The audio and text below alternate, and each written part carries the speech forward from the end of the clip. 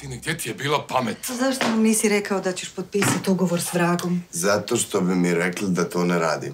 Pa naravno.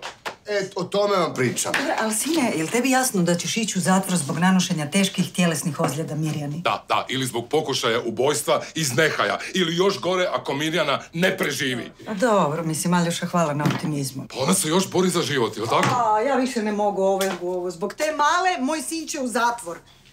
Nije namjerno pucala, metak je zalutao. Pa nisi ti ispalio taj metak. Zašto moraš preuzeti odgovornost za nešto za što nisi nimalo kriv? Zato što nije bilo drugog izbora i mi, macani, bi ostali bez kuća. Kako to ne kužite? Ma zaboli me za ovu stračaru ako će moj sin zbog toga trunuti za rešetaka. Ali evo, ja sam u šoku.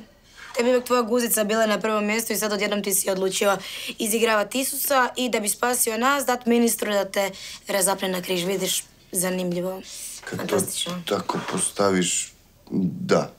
Da, ali evo, priznajem prvi put ikad u životu. Respekt. Hvala ti, Sekice. Bar me ti ovdje razumiješ. Da, ne bi išla tako daleko, ali... Vlado nas je već jedanput prevario i zabio nož u leđa. I ti mu onda ideš vjerovat. Pa šta nisi ništa naučio iz dosadašnjih pokušaja? Jesam. Naučio sam to što vi i Stipan stalno tulite da je obitelj na prvom mjestu i pokušao sam napraviti nešto za nas, za vas, za... Nemam pojma, možete mi reći okej, a ne me stalno napadat.